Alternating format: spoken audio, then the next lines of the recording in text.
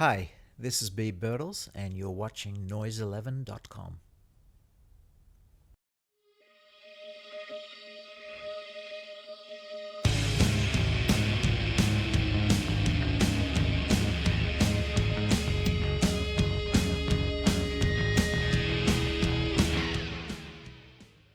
And we welcome Beeb Birtles into Noise11.com to talk about his memoir, Every Day of My Life. And wow, I'll probably collapse at the end of this interview because there is a lot of story to tell in here. There's a few stories in there. Yeah, and so much history too. Right. That must be the thing you're most proud of after you finish a book, when you go back and look at the fact you've just documented about half a century of a story of the origins of Australian rock and roll. Right. That's very true. Even though I go back to my early childhood, because I didn't get into music until my high school days. But yeah, I guess I consider myself one of the lucky ones because I was in Zoot, which is basically a teeny bopper band.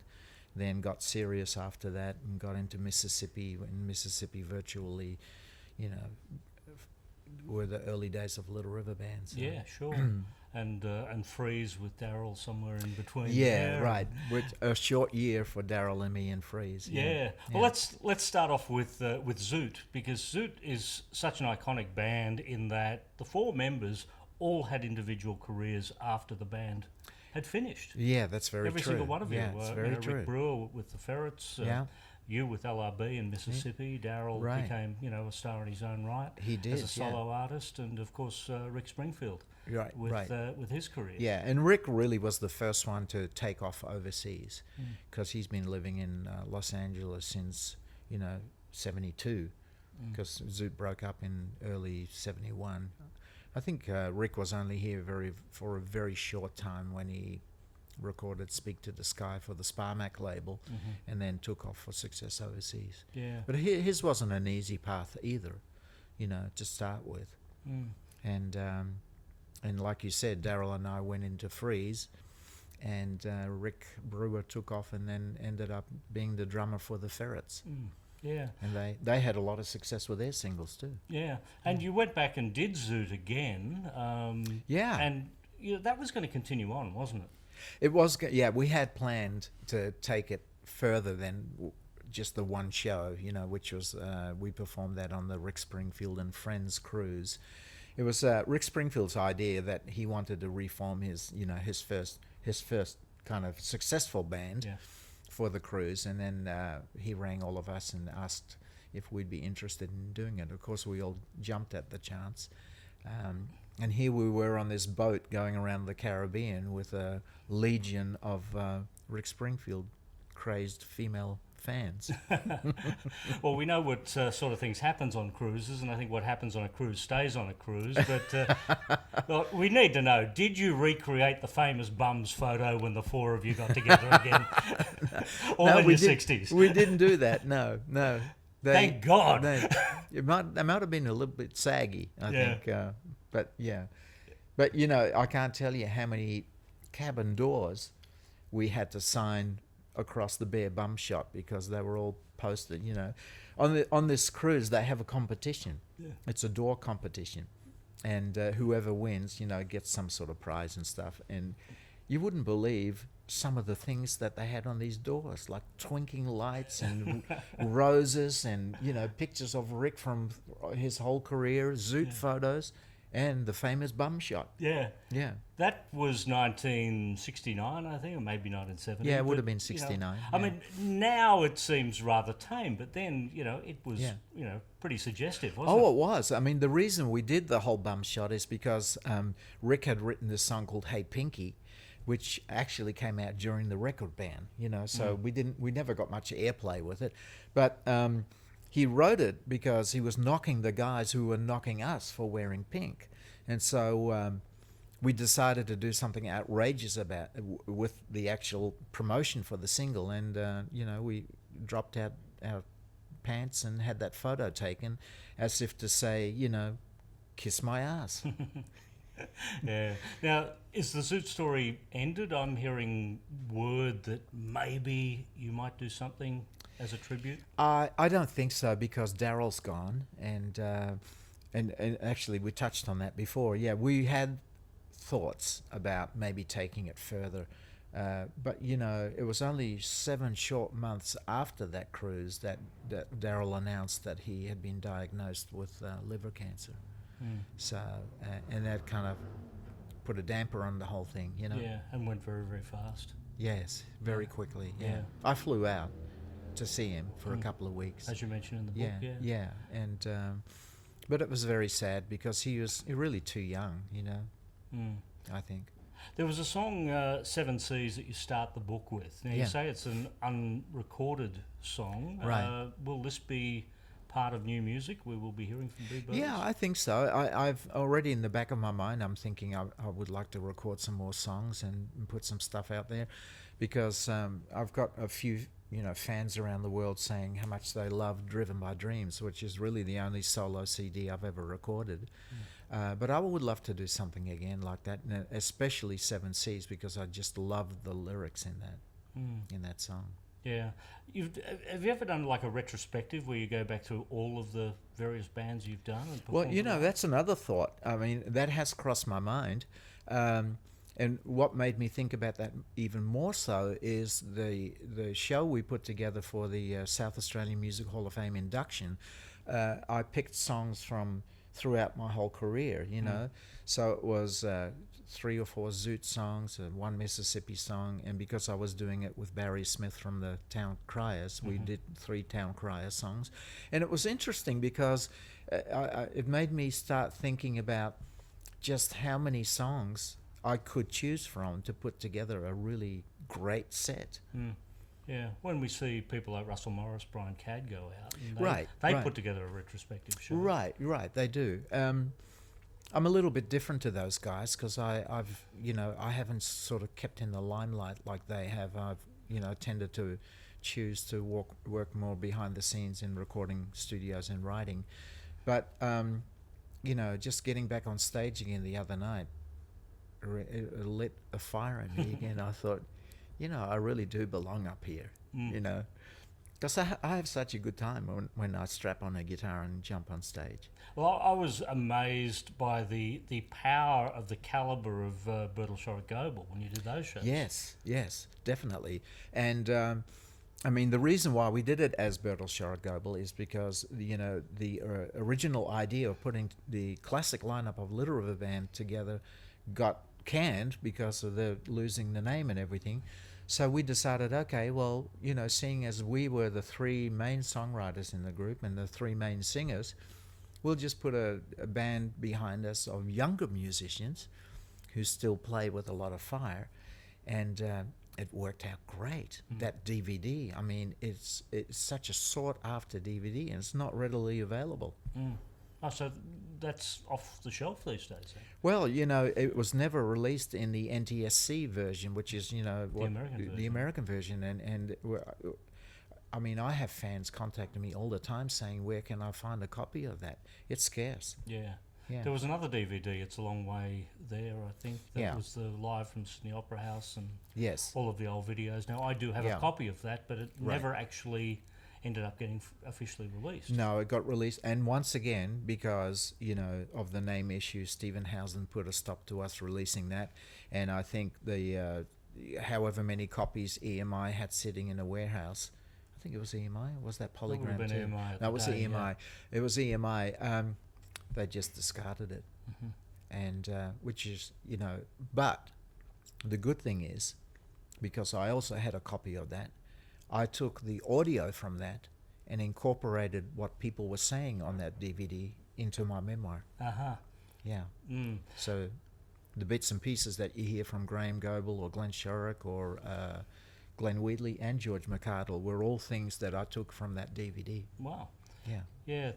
The book goes through the various bands that you were in. Mississippi was quite a successful one, and that was sort of just pre-Little River Band, wasn't it? It was. When you had the problem with using the name Little River Band, because of the number of people from Little River Band who are in Mississippi, why didn't you just call it Mississippi and go back out like that? Yeah, I don't know.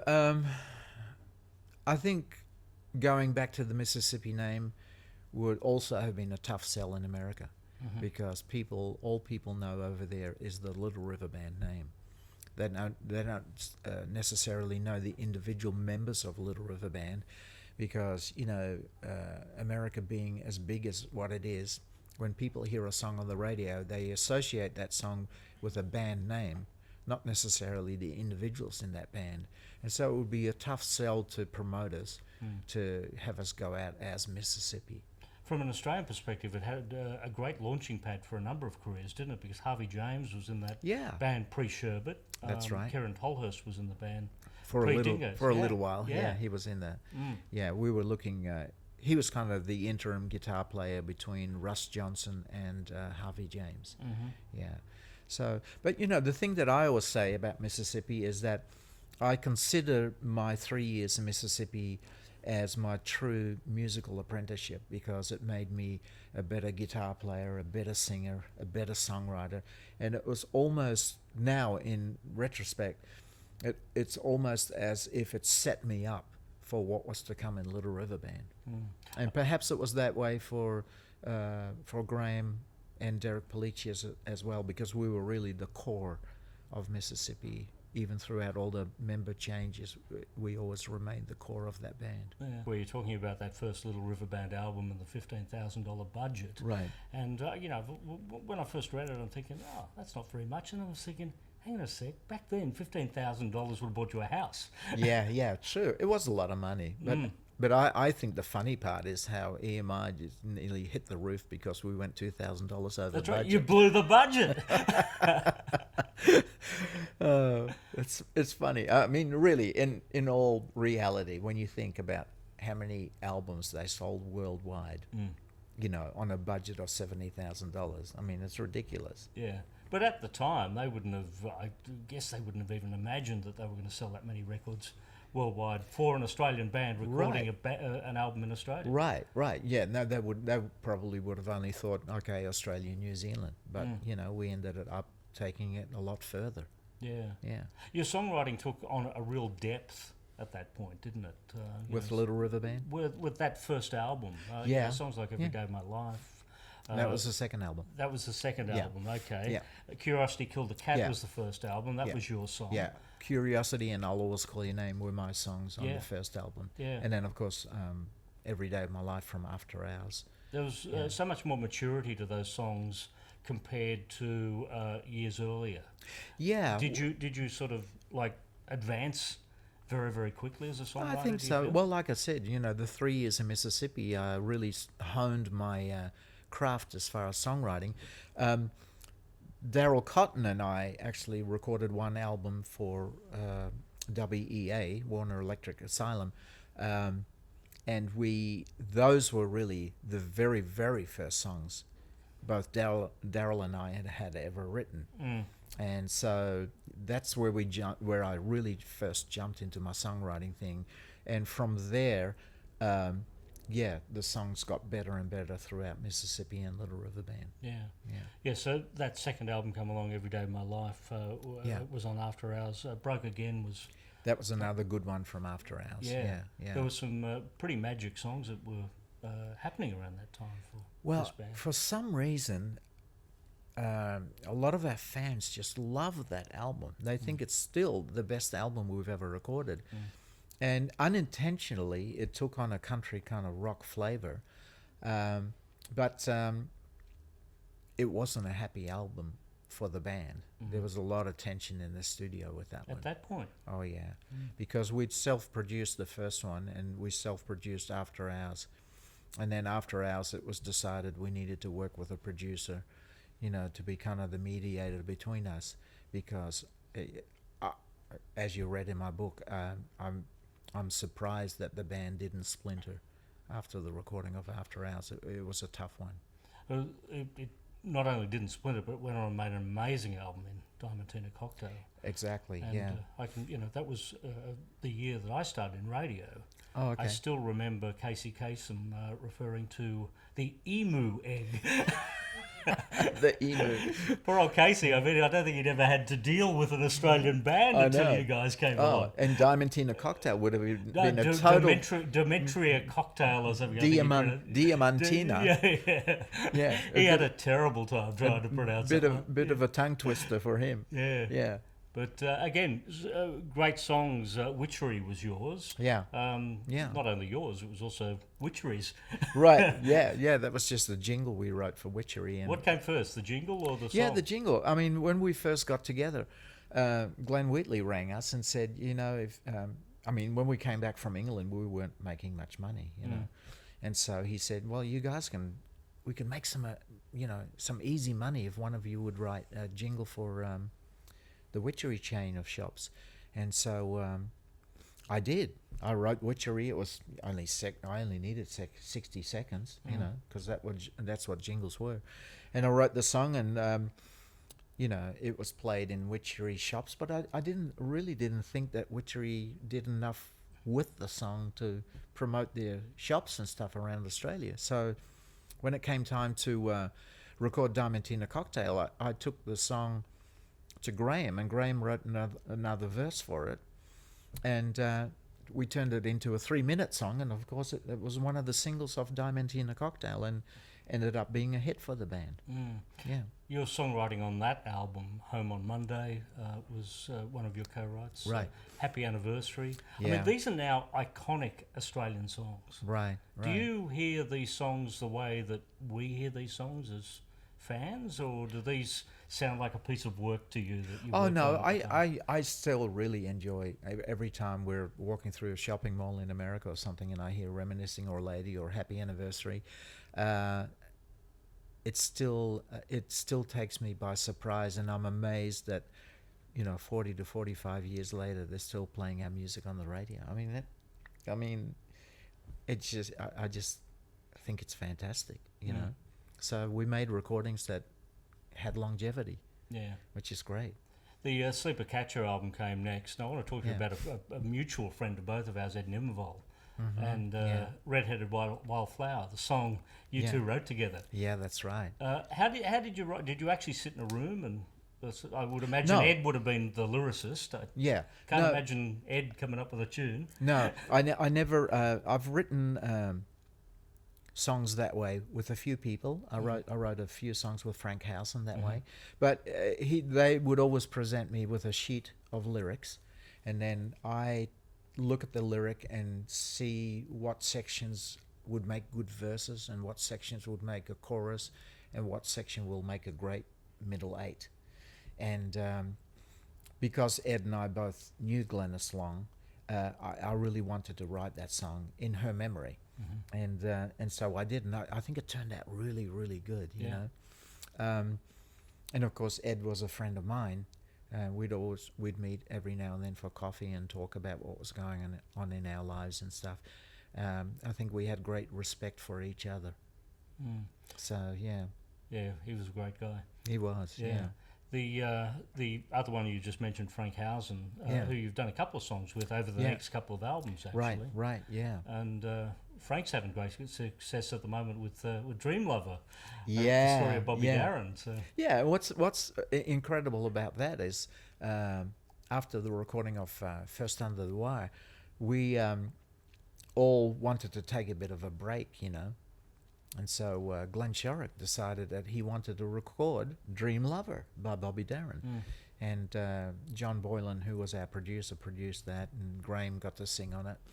And then, of course, around that same time, Graham and I had written quite a few songs that had been rejected by the band as being not suitable for the band. And we had Glenn Wheatley approach Capitol Records to see if we could record a duo album. And we used a lot of those songs on the duo album. So we had a few songs like that. And then, of course, I've written songs for other people too. You know, Last Romance, that was on the... Mark Holden? Yeah, that was Mark Holden recorded that. They heard the song through our music publisher and decided that they liked it. And then Richard Lush ended up producing that for Mark. Yeah. When Little River Band switched singers and Glenn left and John came in, still, you know, you were had some amazing songs on there. You're Driving Me Out of My Mind was... That's my favourite song that John sings on a Little River Band album. I think that song has so much energy, and it was captured really well on record, I think. Yeah. It's an exciting song to listen to. I love it. FM radio had started in Australia at that point, so I remember that was a very popular song. It was back in my on FM days. Right. Even though the other guy was the single, from the Net album. I assume we're talking about the Net album. Yeah. So. And I had a few songs on that album I was really happy with. I was also very happy with the way No More Tears turned out. And what's the other one? There's another one. I can't remember the name of it now. It escapes me. Yeah. But, overall, I thought the songs on the Net were not as strong as Sleeper Catcher or Diamantina Cocktail. And even at that point, I felt this, the band had peaked. So you were tiring from the band at that point? Retiring, did you? No, tiring. Tiring. I probably... The first year with John Farnham, I was fine. But after that, I started not enjoying myself anymore on stage. And I didn't like the direction of the music. It was being pushed into a harder rock sound that I didn't think was in keeping with Little River Band's known sound.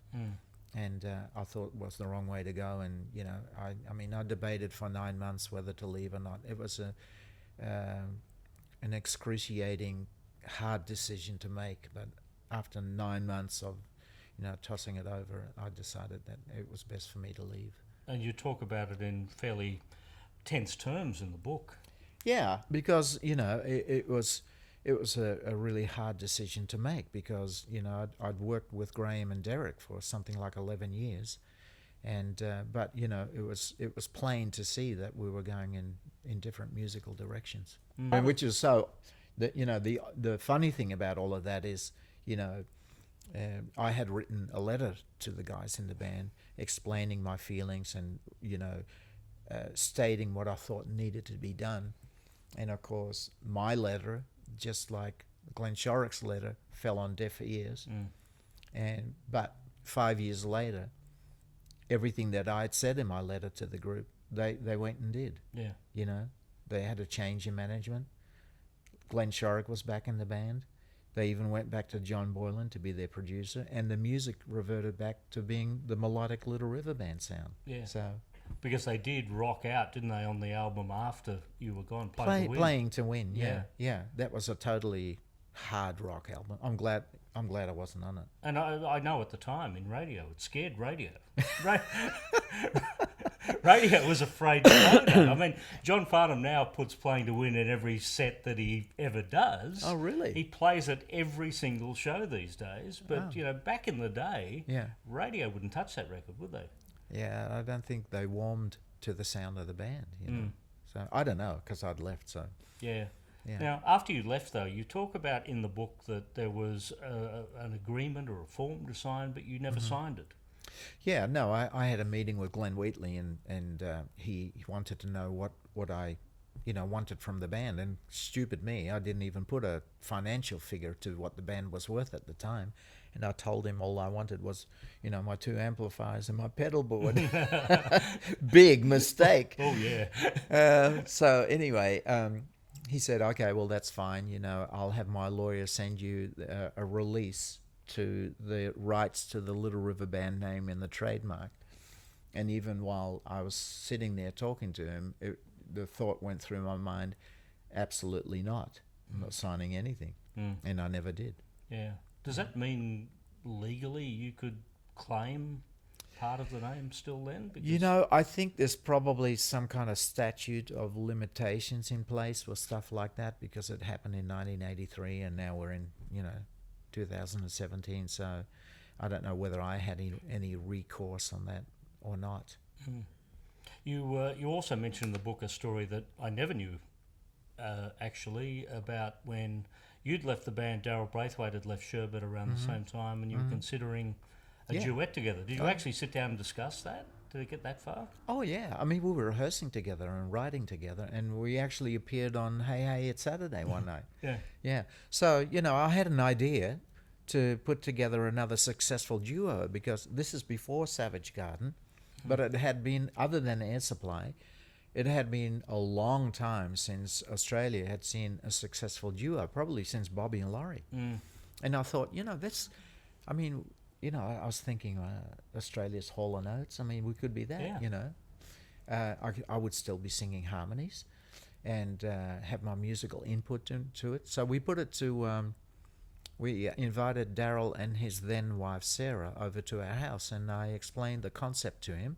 They loved it, and we started working together. But it really didn't get anywhere, because after a while I could tell that Daryl had lost interest in it, and it was something that he really didn't want to do. So we just went our separate ways. Would you ever consider resurrecting that idea? Not at this age, no. No? No, well, Daryl's off doing his own thing, and I'm doing my thing, and no, I mean, I'm 69 today. Yeah. Shh, don't tell everyone. Yeah. They'll work out that I'm not far behind you. Right, right. Yeah. Right. Well, there's the book. It's Every Day of My Life. Yes. Beeb Birtles. Beeb, great story, and so many other stories. I'm glad in you here. enjoyed it, and Yeah. I hope to hear that a lot more from other people who read the book. Some people have read that thing in a night. I'm amazed. Took me a day. Really? Yeah, took you me a did day. it in a day. Yeah. Well, that's good. I want people to enjoy it. I mean, I've got there's some lighthearted stuff in there, like the story when I got called up. Yes. And The conscription story, and Normie's story, Yeah. and there's some serious stuff in there. Yes. And I didn't mention the conscription story because he was a bedwetter. Oh, right. Right. And so, and that intermingled with, my personal life, and, like meeting Donna and the birth of our kids and stuff, Yeah. So I thought, I mean, the reason I started writing it was I thought there would be enough interest from fans, in particular from Australia, that they would be interested in reading the book, having been in Zoot, Mississippi, and Little River Band. Yeah. Yeah. But I think you're also telling the story of really the origins of the Australian music industry as a business. Exactly. Yeah. Yeah, that's all part of it. And like I say in my acknowledgements towards the end, one of the reasons I wanted to write it was, not only because of my slice of Australian music history, but also having come to Australia as a migrant, like so many other kids or musicians did. They arrived in Australia from Scotland, England, Holland, other parts of Europe. And so many turned up in Adelaide. So many turned up in Adelaide. Adelaide was just an incredibly progressive music town when I got into music in the early 60s. It was fantastic to live there. Yeah. And I've been saying that all last week because I've just come from Adelaide. Yeah. Where you were given a very great honour. Yes, they inducted me into the South Australian Music Hall of Fame, and with a big ceremony, and they presented me with a beautiful medal.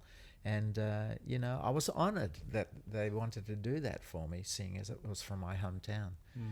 I still love Adelaide today. I love that city. Yeah. Yeah. Do you have family there still? No, we all moved away from Adelaide. I just have one sister now, and she lives in Sydney. Uh-huh. Yeah.